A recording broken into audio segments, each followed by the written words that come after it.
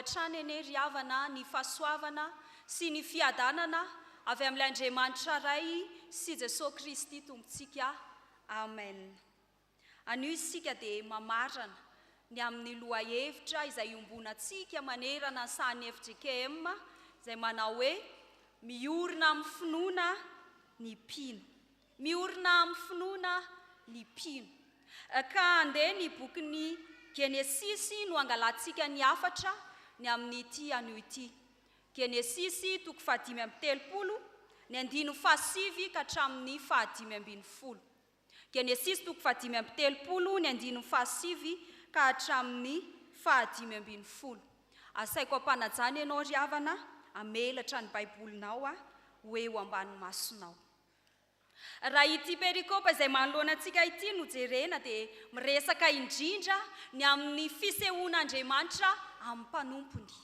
Miresaka indrindra ny amin'ny fisehoan'Andriamanitra amin'ny mpanompony. Ary tsy iza moa ny mpanompo izay lazainy eto fa i Jakoba. Izany hoe fisehoan'Andriamanitra amin'ny Jakoba no ambara ato anatin'ity Andinin-Tsoratra Masina izay manoloana antsika ity. Voasokajy ao anatin'ny fisehoana faharoa eto, ny fisehoan'Andriamanitra amin'ny Jakoba. Ny fisehoana voalohany dia tamin'ny alan'i Jakoba nandositra ny Esau rahalahany satria nitady hamono azy Esau.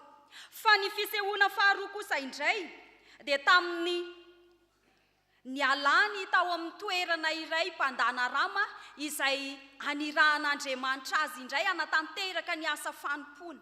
Izay no hanambarana fa fisehoana faharoa indray izany no asehon'Andriamanitra amin'ity mpanompony ity.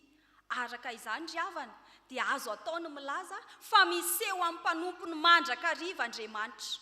Ary matoa Andriamanitra miseho amin'ny mpanompony. Dia tsy hoe misehoseho foana izy na ihany koa hoe fandanim-potoana. Fa misy ny hafatra izay tian'Andriamanitra ho ampitaina amin'ny mpanompony. Izay no antony isehoany. Misy ny hafatra izay tian'Andriamanitra ampitaina. Ary Andriamanitra mihitsy eto izany no manatrika ny olona, miseho amin'ny olona mivantana, fa tsy misy mpanelanelana intsony. Araka izany ary havana dia andeha omentsika lohahevitra izao teny soratra masina izao. Dia ny hoe ny fisehoan'Andriamanitra. Ny fisehoan'Andriamanitra voalohany indrindra dia manome fitahiana. Ny fisehoan'Andriamanitra dia manome fitahiana. Eo amin'ny 5:7 no ahitantsika izany. Andeha iarahantsika mamaky ny 5:7 amin'ny anaran'i Jesosy manao hoe: Ary Andriamanitra niseho indray tamin'i Jakoba raha tonga avy tany Mesopotamia izy ka nitahy azy. Amen. Ny fisehoan'Andriamanitra eto dia manome fitahiana. Ho fanambarana ny fitahiana izay ho asehon'Andriamanitra amin'ny fiainan'ity mpanompony ity. Dia hitantsika fa raha tohizana ihany ny tantara dia mitohy eo amin'ny 10 sy ny 11 manaraka eo ny fitahian'Andriamanitra izay omeny ny mpanompony, izay asehony amin'ny endrika tsodrano izany. Aroy Andriamanitra taminy: Jakoba no anaranao, nefa tsy atao hoe Jakoba intsony ny anaranao, fa Israely no anaranao, dia nataony hoe Israely no anarany. Aroy Andriamanitra taminy: izao no Andriamanitra Tsitoha, maharoa fara sy mihabetsaha. Zay ilay tsodrano. Izany hoe tsodrano miendrika fitahiana no asehon'Andriamanitra amin'ny mpanompony. Ary zay no antony isehoan'Andriamanitra, ny mba hanehoany ny fitahiana amin'ny mpanompo izay mahatoky azy sy mametraka ny fiainany eo am-pelantanany. Tsy afaka ny andray ny fitahian'Andriamanitra izany ny olona tsy mahatoky an'Andriamanitra.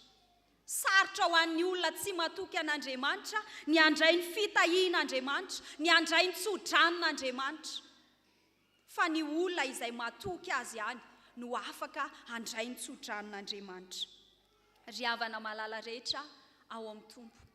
Eto dia i Jakoba no isehoan'Andriamanitra. Eto dia i Jakoba no omen'Andriamanitra tsodrano. Fa miantefa amintsika tsirairay avy ihany koa. Manome tsodrano antsika mandrakariva Andriamanitra.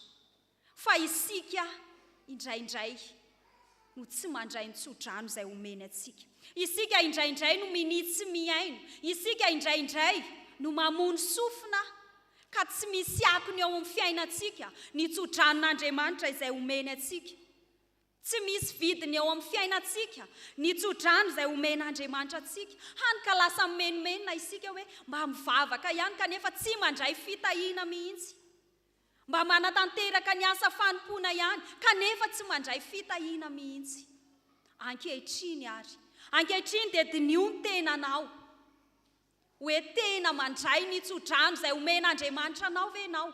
Ary hitantsika tsara ny ḽitorjia 𝗍𝗶𝐵 fa rehefa mifarana ny fotoana dia tsy maintsy faranana amin'ny tsodrano izany. Kanefa ao anatin'izany ry havana dia mbola hita taratra hatrany ny fiainan'ny olona. Hita taratra hatrany ny ataon'ny kristianina.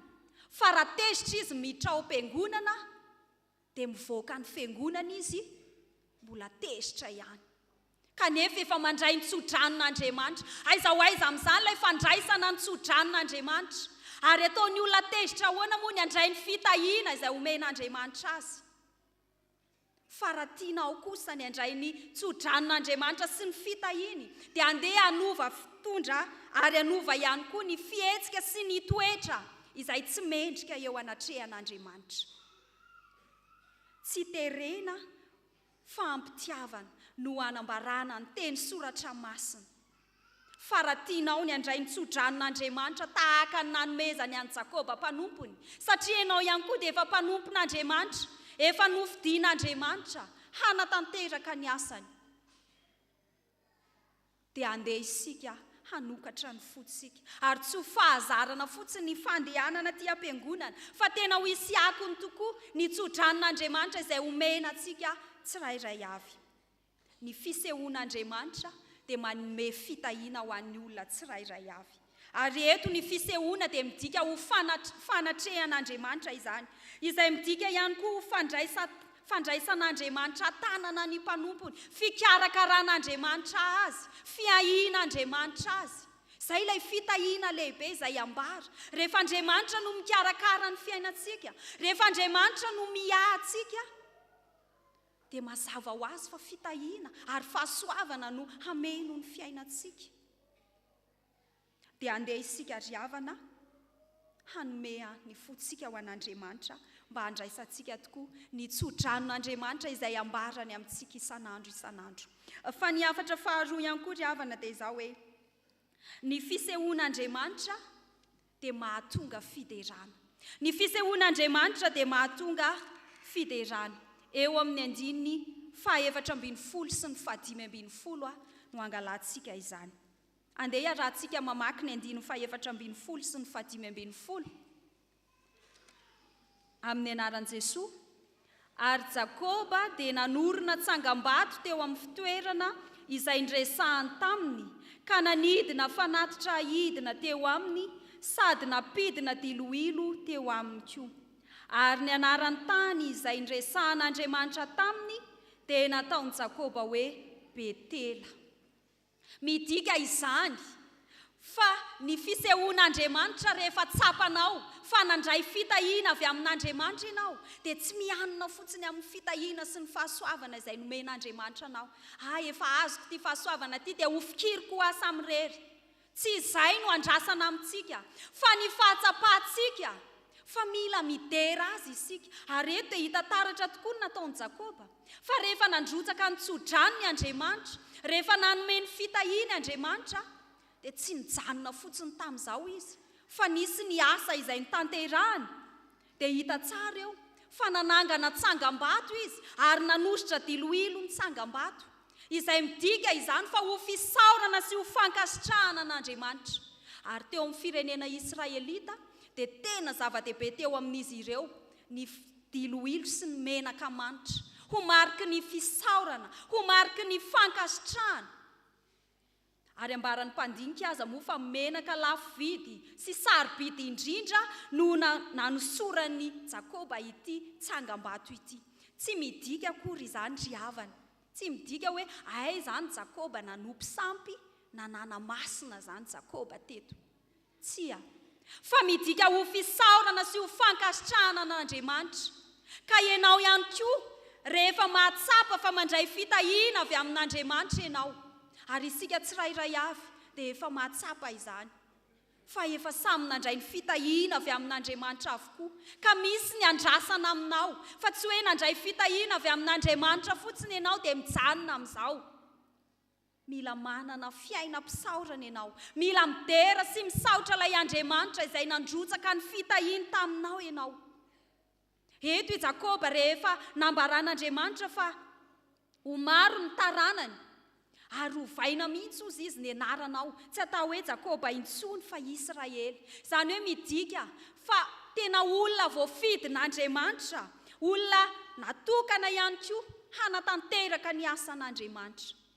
Ry havana malala rehetra ao amin'ny tompo, isika ihany koa dia taranaka ny Israely, voafidin'Andriamanitra, voatokana ihany koa isika hanatanteraka ny asan'Andriamanitra. Koa andeha isika mba hanana fiainana feno fiderana, hanana fiainana feno mpisaorana amin'ny fanatanterahana ny asa fanompona. Fa tsy hoe rehefa te hisaotra ihany isika vao hisaotra, fa na fahoriana diavintsika, na ady sarotra diavintsika, na olana diavintsika, dia andeha isika hisaotra mandrakariva. Fa hoy ny teny soratra masina hoe misaora amin'ny zavatra rehetra. Izany hoe tsy nanavaka izy hoe misaora ny amin'ny fifaliana, na ihany koa hoe ny amin'izay mety ho fahasambarana ihany no hisaora, fa ny amin'ny zavatra rehetra hoy izy dia hisaory avokoa. Izany hoe na fahoriana izany lalovanao, na ady sarotra lalovanao, na fahasahiranana lalovanao, dia hisaorana avokoa ireny rehetra ireny. Fa matoa ireny miseho eo amin'ny fiainantsika dia mba hanehoana ny voninahitr'Andriamanitra. Mba ho fanehoana ny voninahitr'Andriamanitra, matoa miseho amin'ny fiainantsika ireny. Fa ny andrasan'Andriamanitra amintsika dia mba hananantsika fiainam-pisaorana, satria izay tokoa no hahafantarana fa zanak'Andriamanitra isika. Ary izany no mampiavaka ny mpanompon'Andriamanitra ry havana, mahay misaotra ny amin'ny zavatra rehetra. Mahay misaotra ny amin'ny zavatra rehetra ny mpanompon'Andriamanitra. Ka izany no hitaomana antsika ankehitriny, hoe andeha isika hanana fiainana feno fiderana eo anatrehan'Andriamanitra.